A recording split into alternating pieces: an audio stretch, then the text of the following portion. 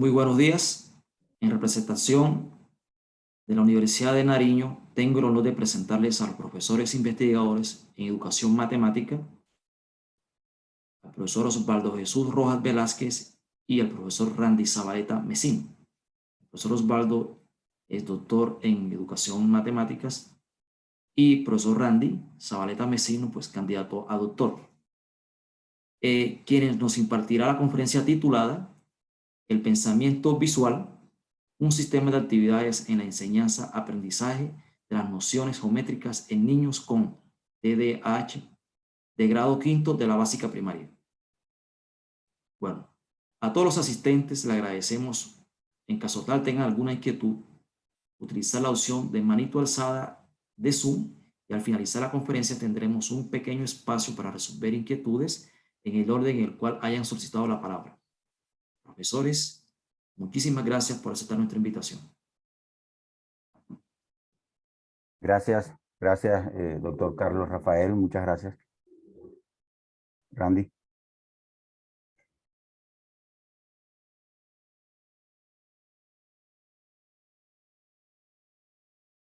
Bien, buenos días a todos los participantes. Primero que todo agradecer al comité organizador, en especial al doctor Carlos Rafael por aceptar tener nuestra pequeña charla acá con ustedes en el día de hoy. Le estaremos hablando sobre el pensamiento visual, un sistema de actividades en la enseñanza-aprendizaje de las nociones geométricas con niños de TDAH, específicamente, como decía el doctor Carlos, en grado quinto de básica primaria. El profesor Randy y Osvaldo estarán a cargo de esta pequeña charla. Le estaremos hablando primero de algunos referentes importantes sobre el pensamiento visual y la resolución de problemas muy breve. Después el sistema de actividades que tenemos preparado, el soporte en cuanto a la fundamentación teórica en la cual se va a sustentar, además del pensamiento visual, este sistema de actividades y unas breves conclusiones a cargo del profesor Randy. Bueno, teniendo y considerando algunas ideas sobre el pensamiento visual, yo creo que lo primero es tener en cuenta, pasa a la otra Randy, que el pensamiento visual o visual thinking es una forma de procesar información mediante el uso de imágenes. Este es un pensamiento que no es propio de la educación matemática, como el resto de los pensamientos que ustedes conocen, el pensamiento geométrico, el pensamiento métrico, el pensamiento algebraico, etcétera, el pensamiento variacional. O sea, este pensamiento surge del arte, exactamente, no surge en el campo de la educación matemática ni de la matemática, pero sí teniendo en cuenta y más este proceso de que estamos viviendo últimamente de pandemia y últimamente, antes de la pandemia, ha tenido cierta aplicación al campo de la educación matemática. Formalmente el pensamiento visual utiliza técnicas de dibujo y de toma de nota que permiten a la persona tratar esa información ayudándose de imágenes, conectores gráficos y palabras que permiten la comprensión de la misma.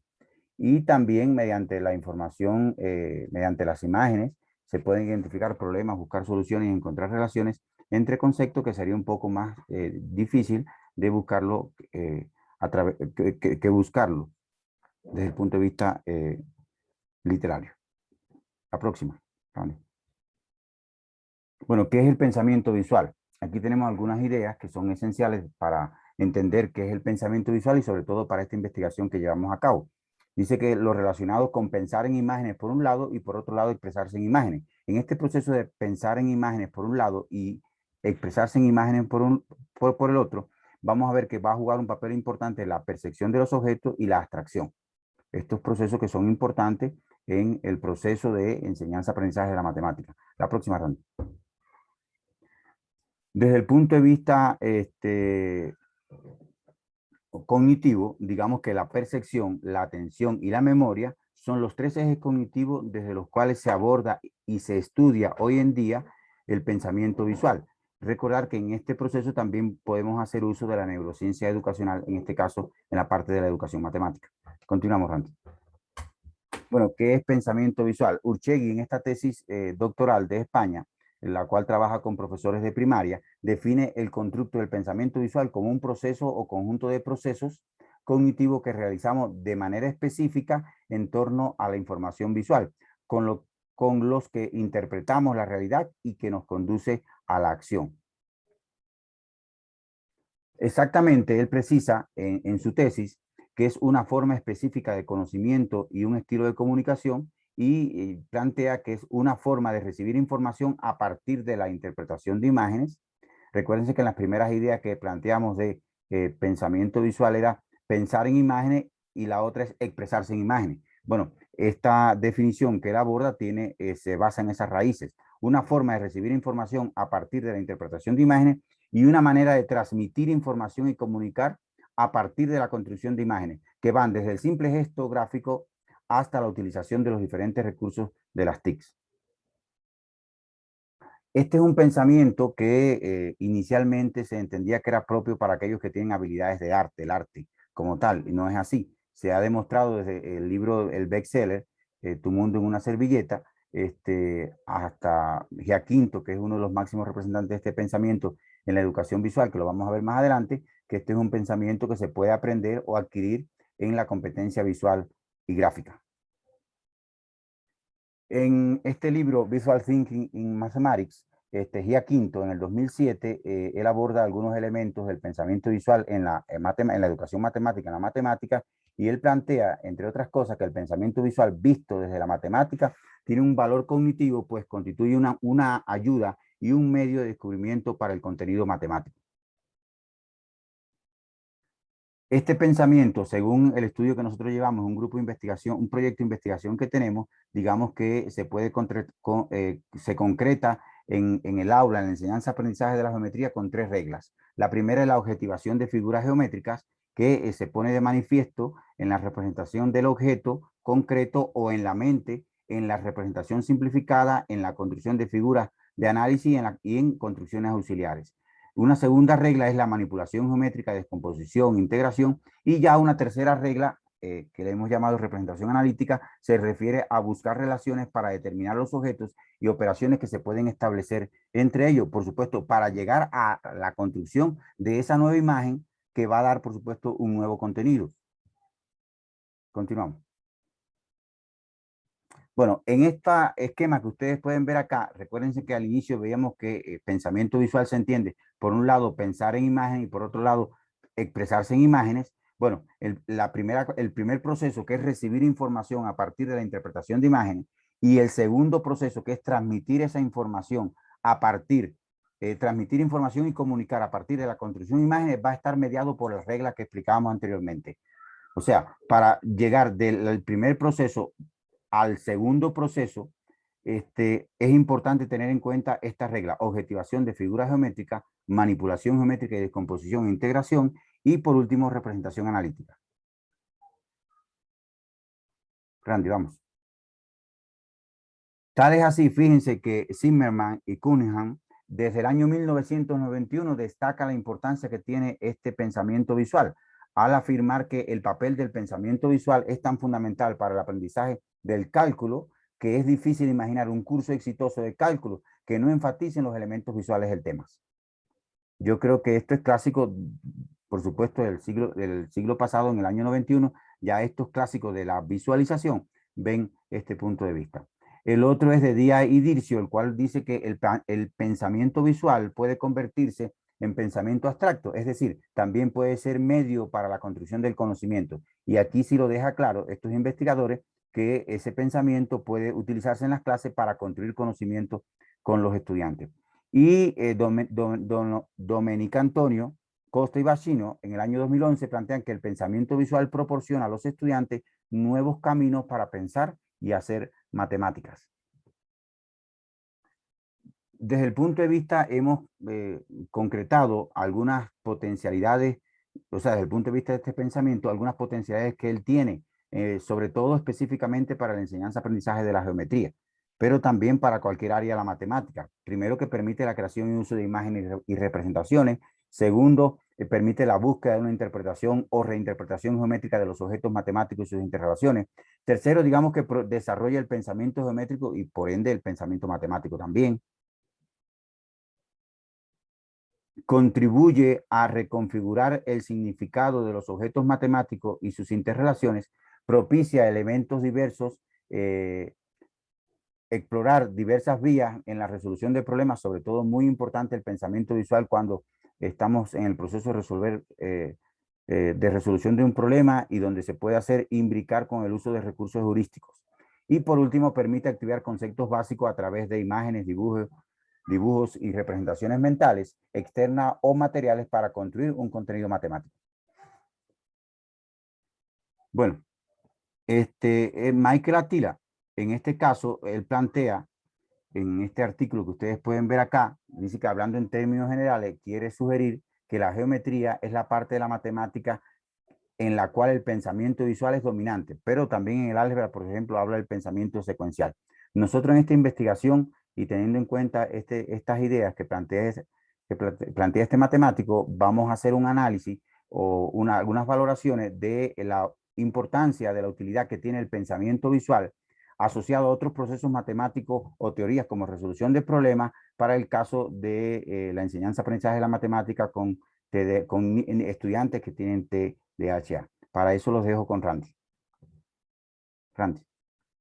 Bien, profe, muchas gracias. Bien, entonces avanzando con lo que hemos preparado y hace parte pues de la propuesta de la charla, es abordar las nociones geométricas en quinto de la primaria, sobre todo con estudiantes que tienen el trastorno por déficit de atención e hiperactividad, TDAH. Esto, bueno, en términos concretos, el Ministerio de Educación plantea pues, que propiciemos y desarrollemos en nuestras aulas lo que es el pensamiento métrico, específicamente en grado quinto. Se definen los derechos básicos de aprendizaje en el cual, por ejemplo, se puede evidenciar el aprendizaje en estudiantes a través de pues las nociones geométricas, en donde por ejemplo, justifique relaciones entre superficie y volumen respecto a dimensiones de figuras y sólidos y elija unidades apropiadas según el tipo de medición, sea directa o indirecta, de los instrumentos y procedimientos, en donde puede evidenciar que determine las medidas reales de una figura a partir de un registro gráfico, que mida superficies y longitudes, que construya y descomponga figuras planas y sólidas a partir de medidas establecidas y que pueda estimar y medir con unidades apropiadas en longitud. Bueno, eso se concentra pues básicamente en el contenido curricular que se debe abordar en grado quinto. Además de eso, establece el derecho básico de aprendizaje 5, en donde el estudiante pues explica un poco más las relaciones que se dan entre perímetro y área en diferentes figuras, variaciones en el perímetro no implica variaciones en el área y viceversa a partir de mediciones y superposiciones de figuras. Entonces, bueno, aquí debe evidenciar que compara diferentes figuras a través de medidas de sus lados, calcula las medidas, dibuja, propone estrategias para la solución de problemas relativos a la medida de superficie y de figuras planas, reconoce figuras con áreas diferentes que pueden tener un mismo perímetro y mide. Entonces, eso en cuanto al desarrollo del pensamiento métrico. En cuanto al desarrollo del pensamiento espacial, pues establece estos dos derechos de aprendizaje, en el cual, pues, en el 6 identifica y describe propiedades que caracterizan un cuerpo en términos bidimensionales y tridimensionales. Ya no solo asciende a figuras planas, sino que ya puede comparar y relacionar e identificar sólidos. En el derecho de aprendizaje 7, pues resuelve y propone situaciones en las que es necesario describir y localizar la posición y la trayectoria de un objeto con referencia al plano cartesiano.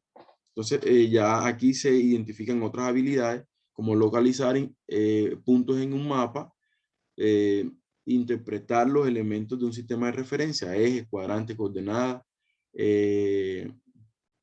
y hace ese tipo de representaciones ya de un poco más responsable o de mayor dominio. Entonces, existe este mapa de relación en los derechos de aprendizaje, pues si bien no solo se propician las nociones geométricas o el pensamiento métrico y espacial, sino que también ahí se debe abordar el pensamiento numérico y variacional y el pensamiento aleatorio estadístico. Entonces, cuando el estudiante pues nosotros en nuestras aulas logramos propiciar estas habilidades matemáticas. Algunas son básicas, otras van aumentando en cuanto al nivel de exigencia. Queremos que el estudiante llegue a esta frontera del desarrollo del pensamiento matemático, en donde que sepa comunicar bien, aplique esa parte del razonamiento y los procedimientos de formulación, comparación y ejercitación que él necesita en la parte de modelación para que pueda resolver problemas, ¿sí? Cuando miramos Miguel de Guzmán, pues básicamente él describe muy bien dentro de los lineamientos curriculares del ministerio, pues hacia dónde apunta, porque es referenciado ahí para la resolución de problemas. Ya cuando identificamos propiamente las nociones geométricas que son citadas en los lineamientos curriculares del Ministerio de Educación, vemos estos diferentes autores que proponen estrategias y metodologías propiamente para la enseñanza de la geometría. Entonces tenemos a Carlos Vasco, a Brunner, ¿cierto? En donde, bueno, en este diagrama podemos mirar que su propuesta, sus estrategias y qué se logra proyectar en cada uno de ellos. También tenemos al SINA, tenemos a Lapin y Winder y tenemos, bueno, en ellas pues se quieren promover habilidades de la geometría en el aspecto, por ejemplo, visual, verbal, el dibujo y las lógicas. En esta parte, pues, la relación bidimensional y tridimensional a través de formas y figuras. Brunner, pues, el aprendizaje por descubrimiento y el aprendizaje significativo hacen parte de esas estrategias que se requieren. Van y él también describe un modelo de razonamiento geométrico en donde hay unos niveles de dominio que van escalando en la medida que el estudiante pues vaya apropiándose de esas habilidades, que se pueden ir dominando y migrando de un estado a otro, de un nivel a otro, donde pasa de un reconocimiento o visualización a un análisis, una clasificación y orden, y de esa manera de la visualización pasa al pensamiento visual, que ya es una habilidad superior. Entonces, cuando nosotros hablamos propiamente de los TDAH y queremos diseñar actividades que los involucren a ellos, pues debemos saber, bueno, reconocer o identificar que hay varios subtipos de TDAH.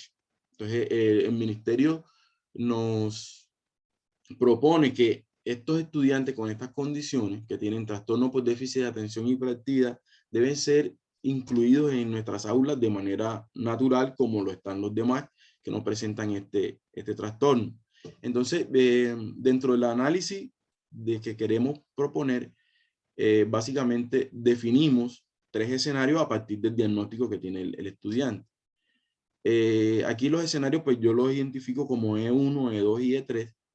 Y el diagnóstico médico que tienen, pues realmente, en el primer escenario, este niño tiene TDAH, raya I, en donde la característica fundamental de él es que predomina la falta de atención. Entonces, bueno, para poder definir el escenario, no solo es caracterizar primero el diagnóstico, identificar el diagnóstico, sino también mirar qué estilo de aprendizaje tiene el estudiante, también identificar que con el acompañamiento PIA del plan de ajuste razonable que se le caracteriza al niño, poder mirar los antecedentes que él tiene. Entonces, por eso se define este primer escenario y fíjense que en este caso predomina la falta de atención. Se identifica en diferentes estudios de que estos estudiantes que tienen esta característica, su estilo de aprendizaje es de forma visual. Entonces, en aspectos comportamentales, por ejemplo, presentan dificultades para mantenerse concentrados con frecuencia, no parecen escuchar, se distraen con facilidad, cambian de una actividad a otra, suelen perder sus objetos escolares, no terminan sus actividades académicas. Y como tiene un estilo de aprendizaje visual, el tipo de actividades que a ellos les favorece tiene que ser en estas versiones. O sea, mediadas por ti o a través del videojuego. Porque las conexiones y la visualización para las formas de entender de este subtipo de TDAH es de manera visual. Ahora, estos estilos de aprendizaje para estos diagnósticos no se excluyen. A veces el tipo de actividad también puede aplicarse en estos otros dos escenarios. El segundo escenario, que yo llamo E2, tiene un diagnóstico de subtipo TDAH, raya H, y en donde la característica de presentación predominante de la hiperactividad e impulsividad. En este caso, a diferencia del otro, pues ya marca más hiperactividad e impulsividad del estudiante. Quiere decir que ya son estudiantes que son medicados. Entonces es bueno mirar que en el aula nosotros vamos a tener este tipo de niños, pero miren cómo son los rasgos comportamentales. O sea, además de las estrategias que vamos a definir ahora, que les voy a compartir, debemos tener presente esto. Por ejemplo, que resuelven situaciones de conflicto a través de violencia física. O sea, le pegan a sus compañeros. Mueven constantemente las manos y los pies de manera involuntaria. Salta y corre en medio del desarrollo de las clases. Habla y canta en exceso. Entonces, es un niño que necesita, además de estar medicado, necesita, bueno, tiene un estilo, se ha caracterizado que tiene un estilo de aprendizaje auditivo, y este niño debe ser sensibilizado de una manera muy específica, pues las instrucciones las recibe a nivel auditivo.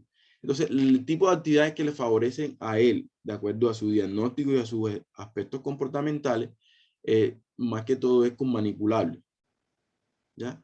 Y que también, bueno, lápiz y papel, actividades con representaciones gráficas, videojuegos también, y sobre todo instrucciones por voz, que sea orientado de esa manera. En el tercer escenario que tenemos aquí, es el de subtipo TDAH, raya C, que la característica es presentación combinada de hiperactividad e impulsividad y falta de atención. Entonces, se identifica que el estilo de aprendizaje para ellos, sin ser excluyente, que como les decía, es kinestésico.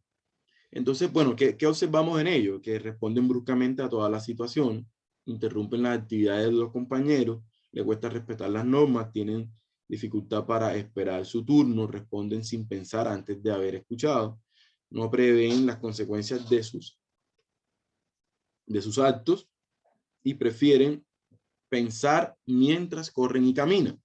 Entonces, estos niños pues necesitan bastante movimiento, y el tipo de actividades pues debe ser con material concreto, o sea, que ellos se muevan, construyan, y entonces en esa manera pues tenemos aquí unas versiones de ciertas actividades. Entonces, teniendo en cuenta estos escenarios, entonces así nosotros debemos mirar qué tipo de actividades le favorecen. Como la tesis doctoral pretende no solo caracterizar esos escenarios, sino proponer un modelo pedagógico en donde se pueda hablar de estrategias de enseñanza, formas de aprendizaje, podamos meter la parte de evaluación, y con eso poder pensar en qué tipo de estrategias le favorecen más a uno que a otro, de acuerdo al escenario que hemos visto aquí anteriormente. Entonces, por eso habíamos dicho, bueno, qué estrategias influyen de aprendizaje,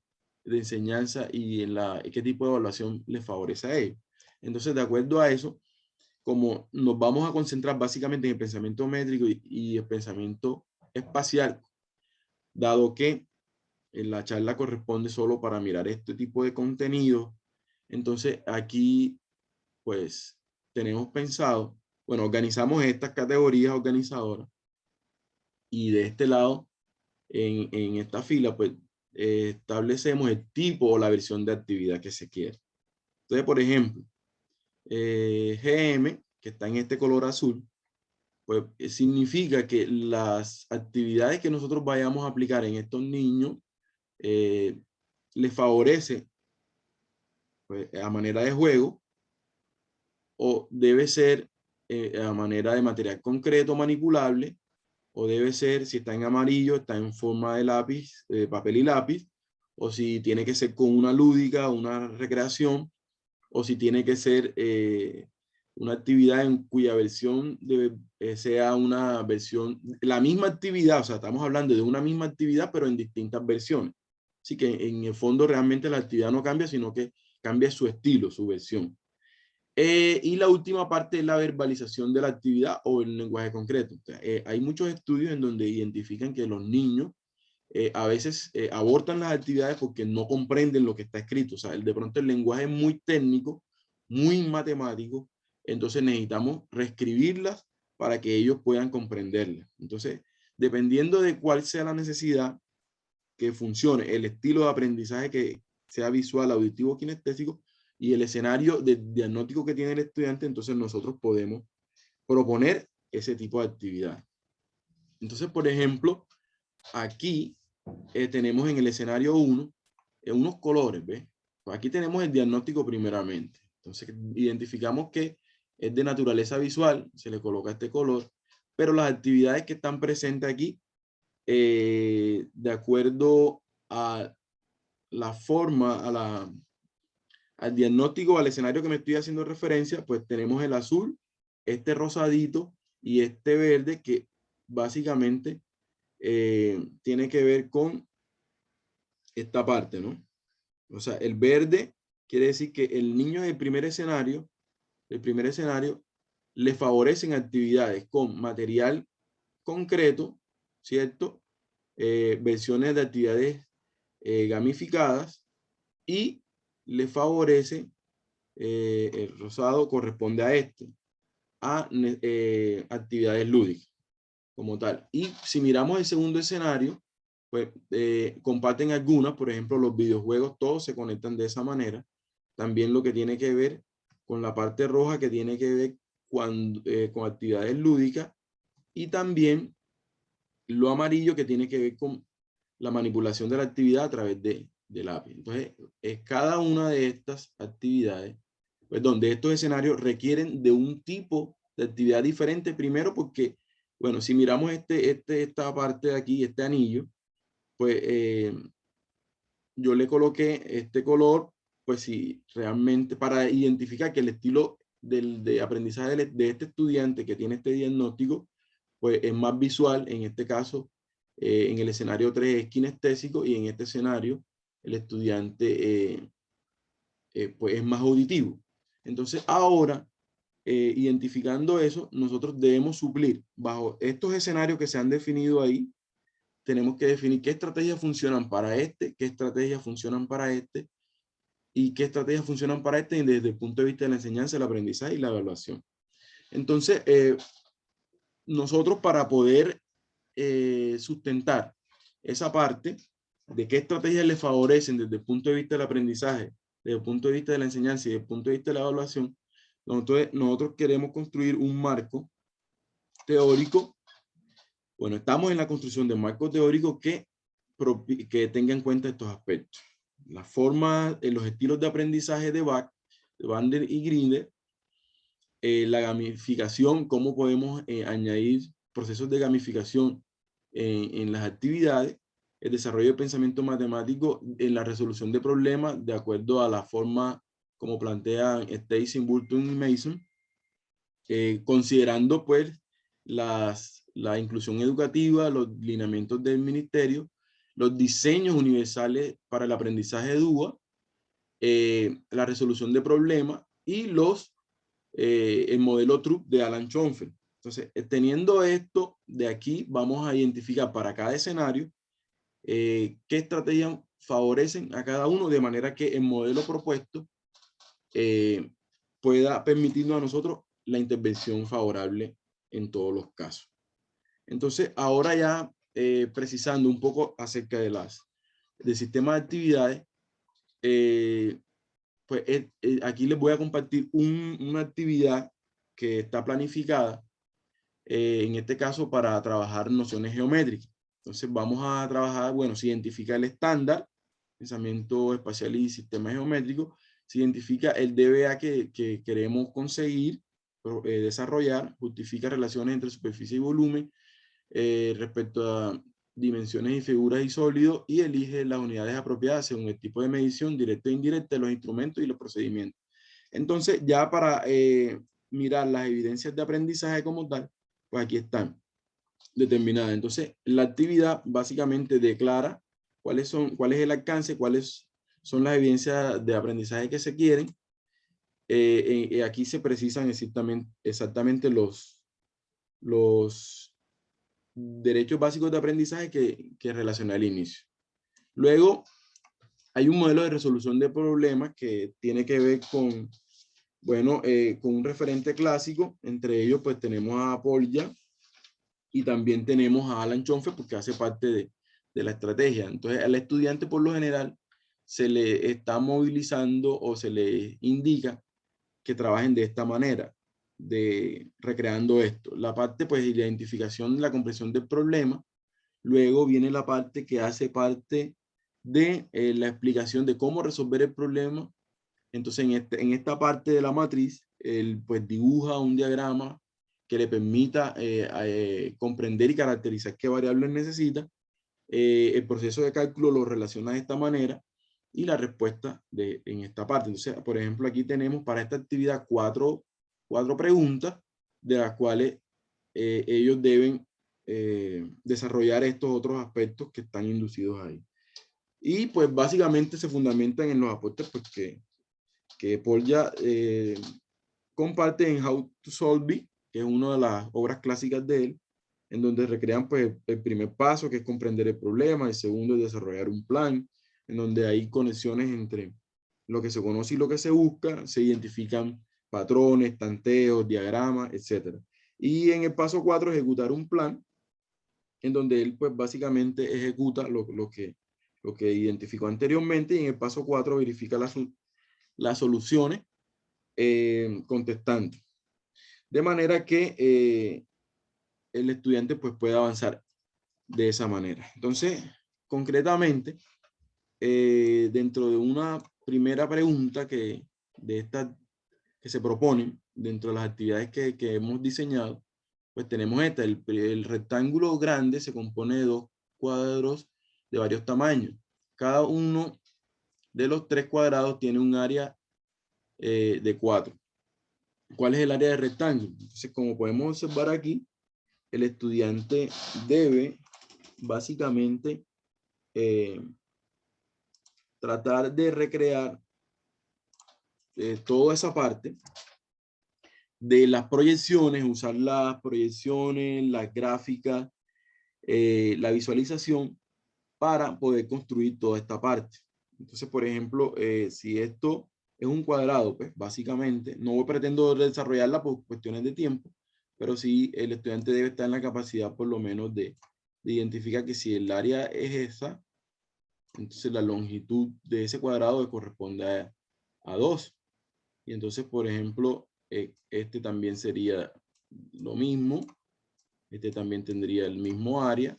Y bueno, él puede ir identificando aquí de manera que en esta proyección que él hace aquí, ¿cierto? Él logra identificar que esta longitud es 6. Luego, como es un cuadrado, este también, aunque está estirado un poquito, él logra identificar esa parte. Bueno, aquí por efecto de la presentación, pero va proyectando eso. Entonces, aquí lo que estamos buscando es movilizar pues todas esas habilidades que él debe ir generando a través de preguntas tipo olimpiadas, por ejemplo. O sea, no, se le va facilitando y él va desarrollando esa parte. Y así sucesivamente, él va identificando que esta longitud, que es la misma que está aquí proyectada, es 8, y así logra establecer luego que esto es 12, perdón, 14, y así sucesivamente. En la siguiente, pues ya se diversifica un poco la forma, ¿no? Entonces, en la pregunta 2, pues la región rectangular se compone de varios cuadrados de diferentes tamaños. Cada uno de los cuadrados tiene 2 triángulos isósceles de área igual a 18. Entonces, se le propone cuál es el área de la región rectangular y cuántos triángulos puede cubrir completamente el área de la figura.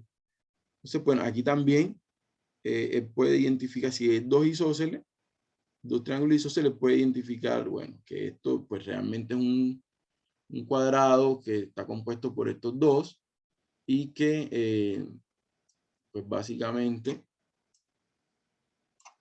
estas cantidades son, las longitudes son 6 respectivamente. Si él logra identificar base por altura, entonces, que es la fórmula clásica que ellos deben dominar para establecer el área de un triángulo. Y bueno, de esa manera van escalando, van proyectando de la misma manera como hicimos en el anterior. Aquí también hay 3 cuadrados. En la figura, la longitud del lado del cuadrado más pequeño es 6. ¿Cuál es la longitud del lado del cuadrado más grande? Aquí, pues el estudiante también tiene que acudir a proyectar y a mirar cómo moviliza, bueno, todas esas habilidades que, bueno, que se proponen desarrollar, pero lo estamos haciendo a través de el modelo de resolución de problemas. Aquí también ocurre lo mismo. Pedro corta 2 tipos de pedazos de papel cuadriculado, cuadrados y trapecios. ¿Sí? ¿Cuál es el número menor de pedazos de papel que Pedro requiere para construir el bote de la figura? Entonces, de esa manera, bueno, pero como ustedes observan ahí, es una actividad que declara cuáles son las habilidades geométricas que debe dominar el estudiante, pero lo importante de esto es que la actividad debe trabajar unida. No sé si alcanzan a ver aquí.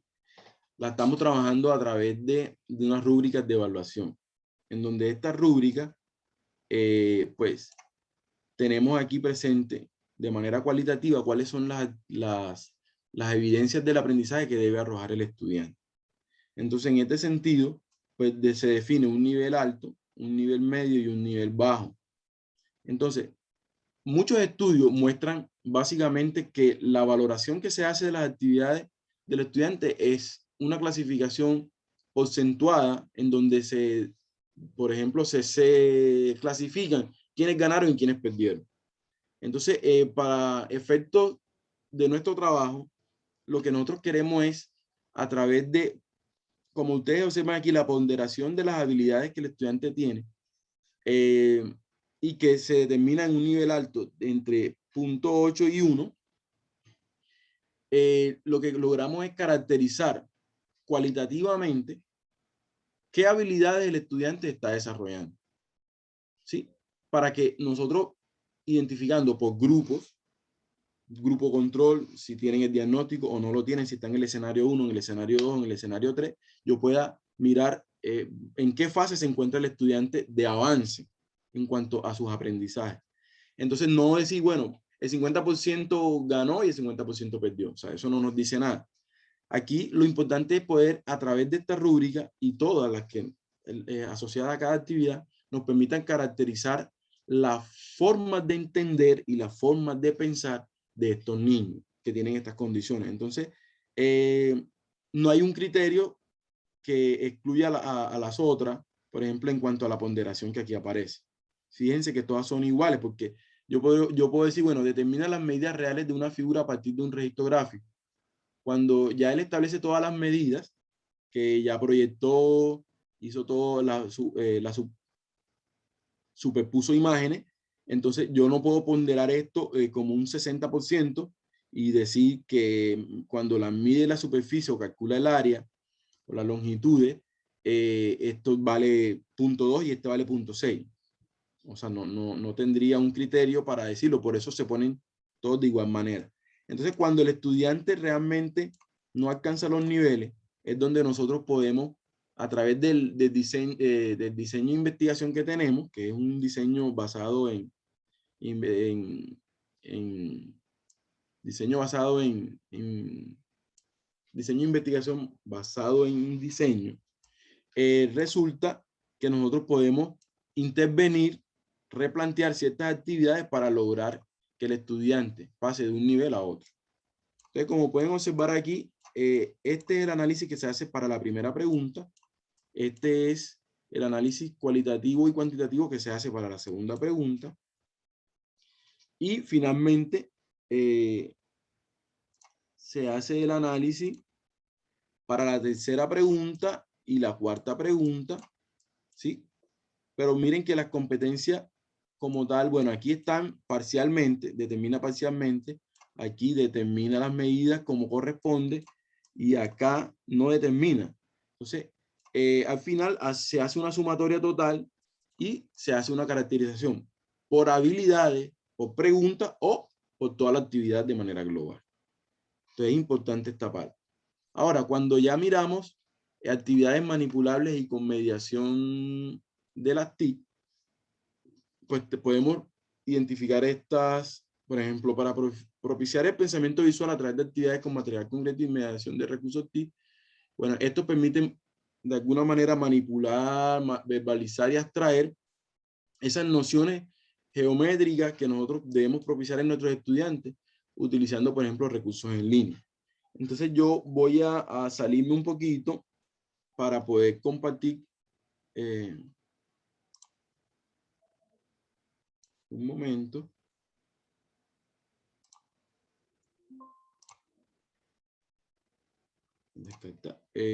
Poder mirar qué recursos nos favorecen o que nos plantea GeoGebra o qué actividades se pueden lograr. Por ejemplo, en GeoGebra nosotros podemos propiciar la visualización para lograr un pensamiento visual en los estudiantes a través de este tipo de actividades, por ejemplo. Entonces, si ustedes observan aquí, el estudiante puede mover y puede lo que con el lápiz y papel no puede desarrollar. Entonces, ustedes observan aquí y fíjense que las actividades pues básicamente plantean cuántos cubitos hay en cada figura. ¿Sí? Entonces, lo importante es que el estudiante pueda identificar regularidades y que pueda pues, resolver problemas también de esa naturaleza. Miren cómo se propician aquí. Reflexiona sobre estas cuestiones. Habrá más octoedros. Profesor Randy, disculpe, quedan más o menos 3 minutos. Ok. Bien, entonces, rápidamente, esta otra, ¿cuántos cuadrados se pueden ubicar? Podemos observar que el estudiante puede manipular esto, ¿cierto? Hacer traslaciones. ¿Ya? En esta, aquí, pues por lo menos puede clasificar también, clasificar figuras. Y bueno, yo tengo una actividad tipo gamificada en donde realmente el estudiante, bueno, usamos la tecnología para poder mirar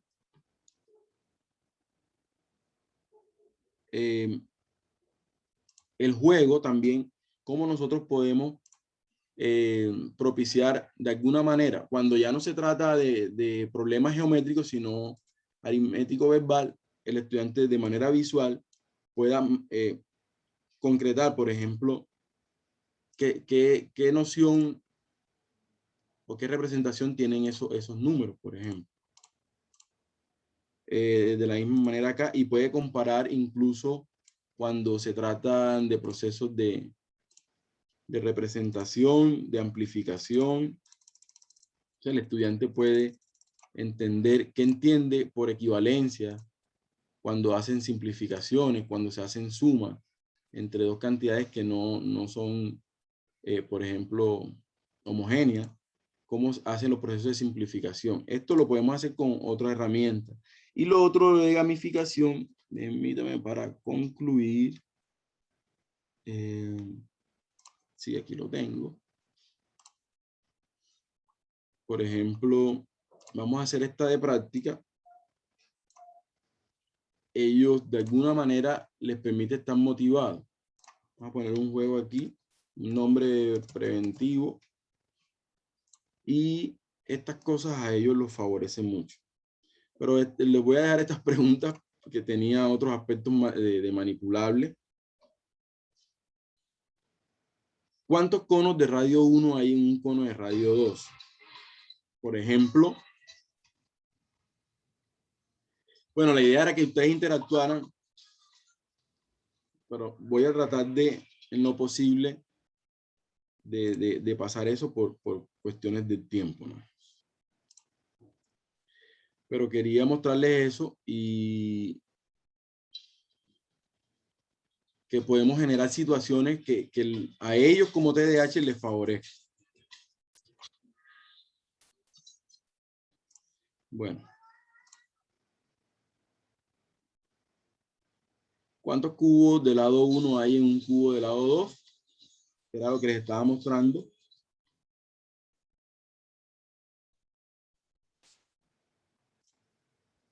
Y esta era la última que tenía preparada.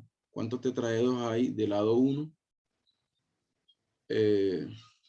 Hay un tetraedro de lado 2.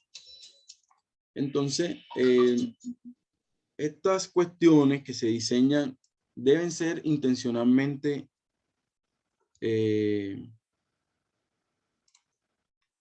diseñadas de acuerdo al escenario que cada uno está en. Entonces, que cada niño se encuentre. En particular, no, bueno, para el ejercicio que estamos haciendo, en cuanto a conclusiones, se sugieren las siguientes conclusiones. Pues, para el diseño de actividades para niños TDAH se requiere la identificación de escenarios en los que el estudiante se encuentra para influenciarlo y estimularlo de manera que se conecte, que responda a las actividades en el aula y también desarrolle las habilidades de pensamiento visual y geométrico alcanzables acorde a su necesidad. Es decir, que ahora no podemos pretender que él responda de la misma manera al resto de niños. Considerar los diseños universales de aprendizaje DUA, por ejemplo, los cuales son necesarios para establecer flexibilidad en el currículo, contribuir a la autonomía del estudiante influenciando múltiples formas de implicación, múltiples formas de representación y múltiples formas de acción y expresión. O sea, esto realmente para todo lo que es necesidades especiales toca tenerlo presente. La rúbrica de evaluación es importante para medir habilidades matemáticas de manera cualitativa y cuantitativa de forma objetiva y así caracterizar el desarrollo del pensamiento matemático, las formas de entender y las formas de pensar de un estudiante con TDAH. Como ustedes pueden ver ahí, no es simplemente calificar bueno o malo, sino también valorar el aspecto cualitativo del desarrollo de esas habilidades matemáticas. Y por último, cada actividad debe tener su guía que relacione de forma clara y concreta el alcance de actividades, describir los pasos y considerar un tiempo diferencial a los estudiantes con TDAH en relación al resto de estudiantes del grupo. Entonces, aquí está la bibliografía que consultamos, parte pues. Un momento aquí. Y, bueno, y agradecerles por estar acá. No sé, para finalizar aquí, pues por lo menos aquí tenemos un diseño de una clase completa donde se establecen los objetivos, la introducción, qué es lo que realmente se requiere trabajar individualmente, colectivamente, o sea, todos los parámetros que debe tener el docente, los materiales que se requieren.